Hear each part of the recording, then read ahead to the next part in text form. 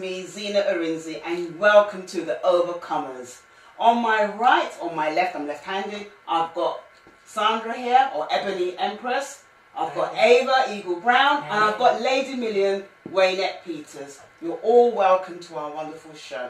Now, today we're going to be talking about single parenting. It's something that's really close to all our hearts. We're all single parents, and we've gone through the journey together.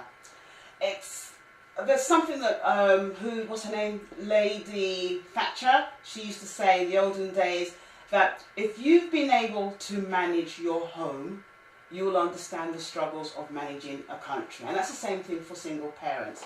Now, what we're going to do today to help those of you that are single parents out there get through your journey is we're going to share a bit of ours in terms of the challenges that we faced and how we got over them. I'll start with Lady Million. Now, as a single parent, I'm sure you had some challenges, and I'd like you to share with our viewers out there how you went, and what the challenges were, and how you got over them. The challenges about being a single parent in my case was with my sons, because as much as we know that as much as we are women that have played the roles of being a mother and being a father, you still can never replace a man. You're still a woman. So you can't teach a boy how to be a man. Yes. So there's that challenge of wanting the best for your son, and wanting the best for them to grow up in being men, but you're a woman. Yes. And as much as you're capable of putting food on the table and you're loving that child, that's where you have to lean over to start looking for the uncles and godfathers and friends to come in and to help. So I would say that was the most challenging bit, realizing that I was still a woman and I could not raise a boy into being a man. And that's really true for them, because there's so many women out there that you have sons, and you know, if you happen to be a woman of colour, for instance, you hear the statistics that sons, you know, men or boys don't do well. They don't do well academically. You know, stereotypically they're the ones that are going to be mothers and things like that, which is not true. But like Lady Million has really said, you know, if you start looking for mentors, for support, that support network, if you can't find an uncle, or you're suspicious of a particular uncle or in-laws, look for mentors in your local community. It could be your church, in your youth group, it could even be in your workplace. That's really, really useful, because sometimes as women we try to be everything. We try to be, yes, we put the bacon on the table, we try to be men, and we're not men. No matter how much you try, we will never, ever, ever, even with science, grow something that we don't have. We have two things here and other things, but we don't have the other part, and I won't say it on the screen, but you know what I mean. And so it's really important that you realise what your limitations are.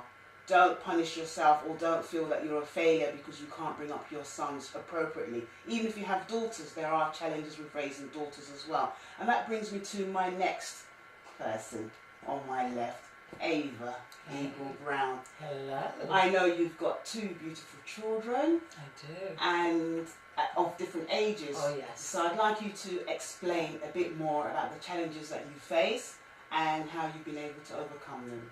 Thank you. How you're looking fantastic. Thank you very much. I love those colours on you. We didn't plan it. We didn't plan it. I just think that's how we're aligned. But I think, yes, I've got two children, two different, they're on different age spectrum, I think. One is 4, one is 18, going to university.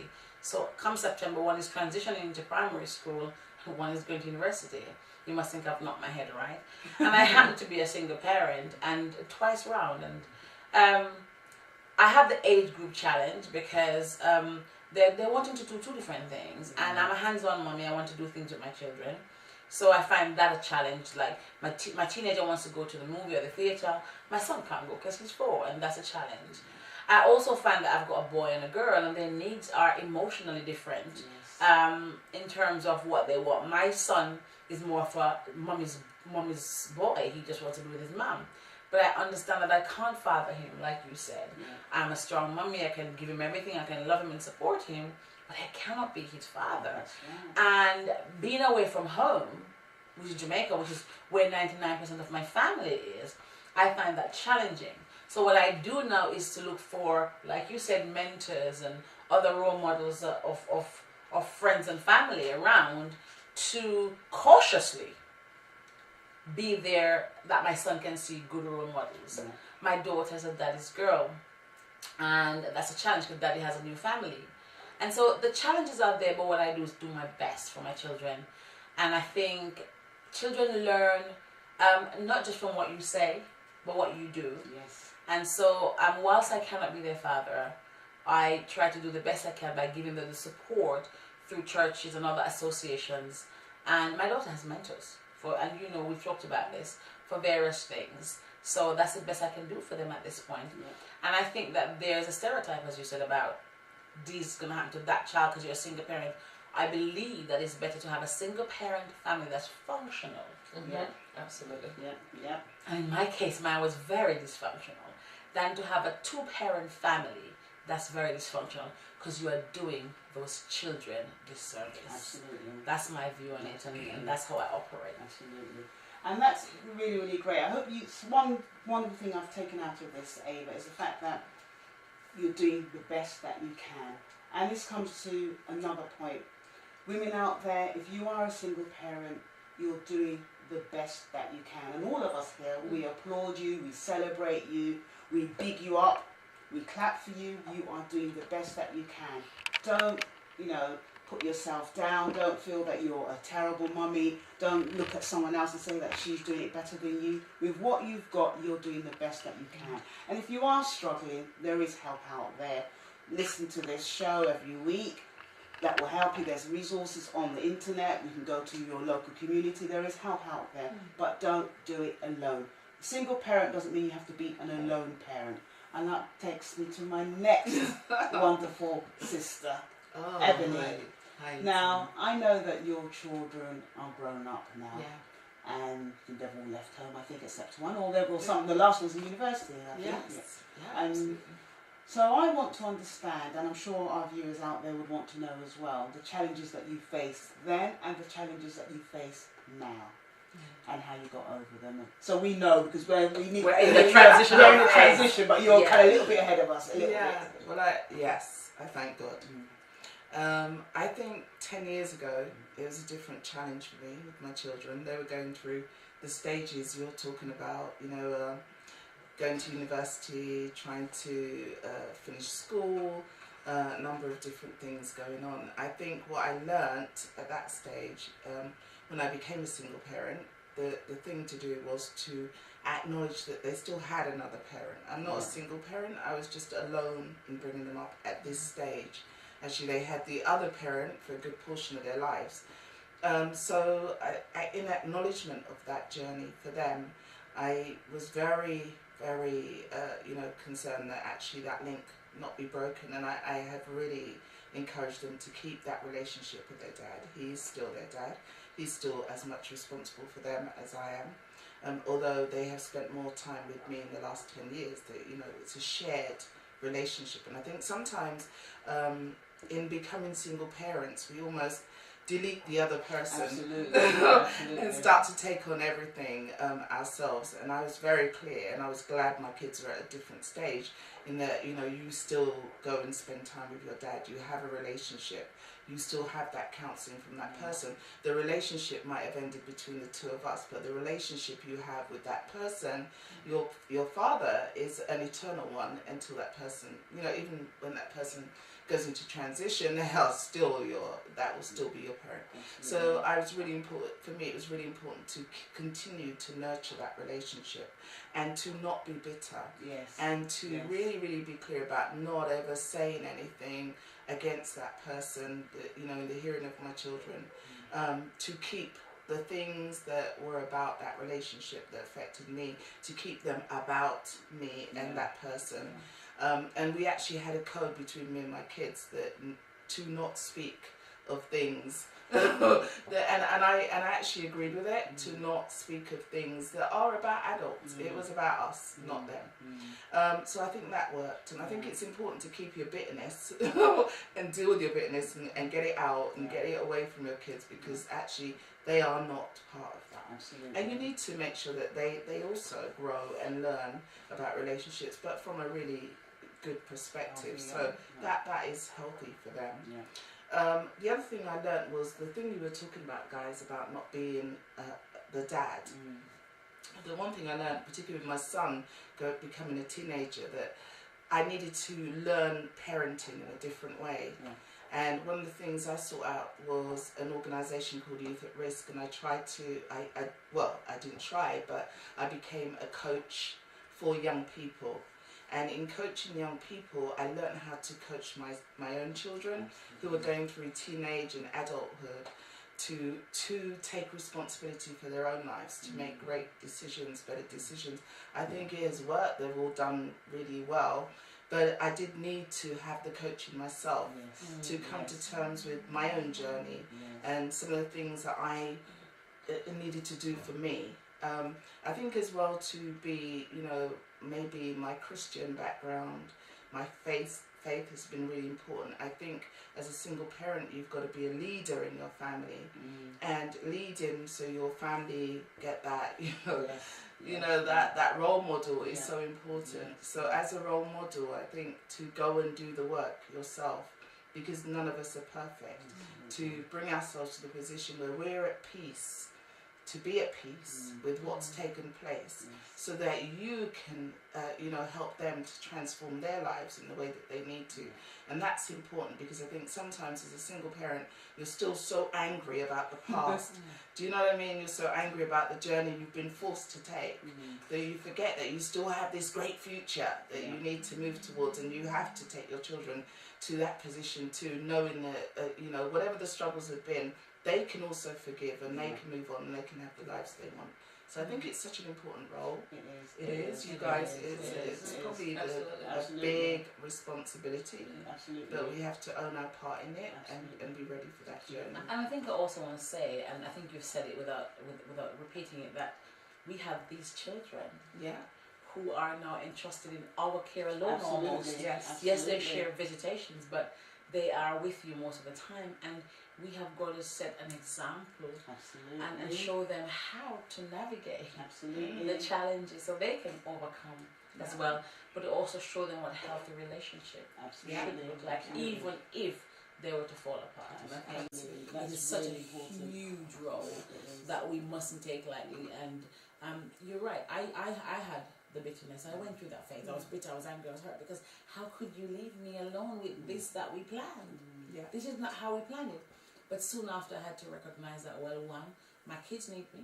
I've got to pull myself together, and I've got to start making some changes in my conversation, my language, and how I dealt with it. And I tell you, it's been immense. The moment I shifted like that, I was set free. It was amazing. So I totally would say that to single parents out there, let the bitterness go. It's not about the kids. They've done nothing wrong. They're innocent. And they're beautiful, beautiful products of both of you. We mustn't lose that. I think what you've all said, is extremely, useful, very valuable and very true. Don't be bitter, be better. Whatever mistakes have happened between you and your ex-partner, your husband, whatever you want to call him, that's between both of you. You've got children that God has been so gracious to give you. There are so many women out there that don't have children, that would do anything they could do in the world to have children. And you've been given wonderful children to raise. And also another thing I want to mention is, don't stereotype yourself. Don't say, I'm a single parent, so there must be something wrong with you. Unfortunately in the media, we're given a bad name. A single parent is someone that wears jogging bottoms. He goes to the local social, benefit office, is always drunk, has children from different it's so negative. But you can see all four of us, we're extremely successful in our own right. We have successful children. It hasn't been easy, and there are many times when we want to say, oh, why are we doing it alone? But you pull up your socks, like they've all said, and you raise these children. You do the best that you can to ensure that these children come out as jewels, precious jewels. It's important that you raise children that will be better than you've been, and that they will be able to be of immense contribution to the society, to the community, and you can look back and say, I've done it. You'd be surprised, all of us here, we've got children that many two-parent families envy us and ask us, how do we do it? How did we do it? I get asked that every day. I've got two wonderful daughters, and it hasn't been easy. It hasn't been easy. There are times when you just want to have a lie-in. You just want to You go just to can't bed. do it, You know, yeah. you don't want to like, mum, you know, and you've got the emotions. Yeah. And something else I think you mentioned, Sandra, was about making sure that the children remember that they do have another parent. Yeah. And that is difficult. You know, you want to, when they say, you know, to my children when they were younger, I would ask them, have you called your dad? That wasn't me saying it in my heart. In my heart, I was like, please don't call him. Yeah, I know. I know that Yeah. feeling. But it was really important that they had an excellent relationship with their father, so that they don't go out when they grow older to go and look for father figures in men. But I want to ask you this question. I want to say two things. Lisa Nichols, I was listening to her the other day, and she said about sometimes relationships, she described relationships in three forms. And I'm going to pick out one of them here. And she talked about how sometimes some relationships are for a season and a period. Yes. And we try to force it into forever. And sometimes in those relationships that we try, and when I heard that, I was like, really? Because I never understood that. I'm going to tell you the truth. And I thought probably that's what mine was. And I was trying to force forever. You know, you're trying to force yourself into a size, like me, I'm a voluptuous girl, trying to force myself into a size 12. And it's not going to fit. So I won't make any comments. That's okay. Don't go there. But if the relationship is not meant to be forever, and you're there trying to make it forever, then you're not helping the kids, you know. But also, you're going back to what you were saying about how challenging it is challenging. It's a juggling act. I don't know about you guys, but I don't have family here. So, and it's sometimes people see me on television with my son on my hips, so they think, oh, you're such a good parent. You should write a book about how to juggle business. It's because I don't have any childcare. That's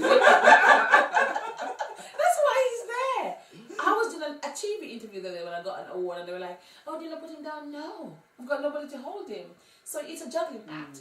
And it can be done successfully. And you're teaching your kids stuff while you're doing your juggling act. Waynette, one thing you talked about sons. You've got sons, and I know you've got wonderful princes. You know, you're exceptionally proud of them. I want you to give our viewers some nuggets on how to navigate helping boys transition, boys to men, as it were. You know, what have you done? What do you think is really going to be helpful to our viewers out there who have sons? I would say from day one, mind your language. So you set the rules from when you start teaching them. How you speak to them is how they will speak back to you.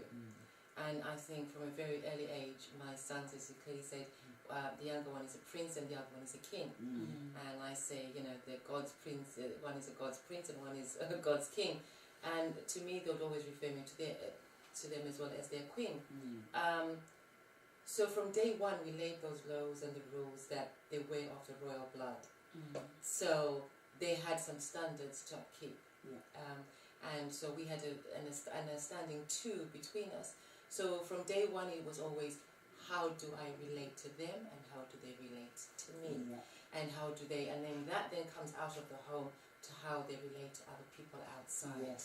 But then also that transfers into everything else that they're doing within themselves. So when they go out, there's something that brings them back. They're still, they're still boys. They're still males. So they'll still have the male hormones. But when they go out, then they'll remember that one thing that pulls them back and reminds them is that, you know what, my mum raised me to be a prince and my mum's raised me to be a king. And this is how I should really be and I should represent. So you then see it in the things that they do, in the success of the things that they do, in the way that they relate to others. And when other people see them and they say, oh my gosh, and how did you manage to have your children be so respectful? It's because I've never sworn at them. They've never heard me swear at them. And swearing is not a common thing amongst my friends and them to be part of. So there are those ground rules that are already there. And there's a certain way that we have to talk to each other. And when I'm speaking, and then you listen, and then when you've got something to say, then I listen. I mean, we have that mutual understanding of respect. So I think the ground rules are respect. Yes, yes. And you know, these days you find that parents are very comfortable with a subject we're talking about and being saying, your father done this, and your father done this, and then your father done this, and he's a useless man. And what we forget is that we are now breeding inside them hate and that revenge that they have to try and do. Now they don't have that. The person that's supposed to have fathered them is the worst enemy going in your life. So therefore, they came from him, so they can't be any good either. Yeah. So we have to realize that as we talk ill of their fathers, we are telling them that they're not good either. Yes. So that's another thing that I never did with my children. I never ever told them that their dad was this horrible bad man that they should really stay away from, or all the things that happened, as you just said, it's all that's between the two of you, not the children themselves. So that really helps. And then also ensuring that they respect your inner circle. Yes. So they respect your friends, they respect their aunties and uncles, because then they also grow with that same respect that they grow with. So learning the art of respect. Fantastic. Yeah. You know, this has been extremely useful, especially in terms of the ground rules. It's something that I do in my home with my daughters every year. On the 31st of December, we sort of sit down on the floor. We have a big A3 paper, and we talk about what are the ground rules for the year ahead. And everyone contributes, and we try our best to follow those rules. We've got these are the rules, these are the sanctions. Obviously, the sanction changes as they go on. Things like you have to write 100 lines and all that doesn't work anymore. It's things like taking away your phone or taking away your pocket or things like that. So that's extremely useful in terms of mutual respect, knowing that what you give to them is what they will give out, to the world. Raising, children that will be a better for leaders of tomorrow. I hope you've really found this episode extremely valuable, and there are things that you can take away from the wonderful nuggets that my colleagues and my lovely sisters have given. We are successful single parents, and we are very, very proud about that. It's not by choice, but this is what we have, and we've done a brilliant job, and you can do a brilliant job too. Now, I hope we'll see you again next week, where we're going to be talking about so many other fantastic areas where we've been able to overcome, and you can too. Till next time, take care and God bless. Bye from me, Zena. Bye from Ebony. And bye from the Eagle. Bye from Lady Millions. See you next week. Bye. Bye. Bye.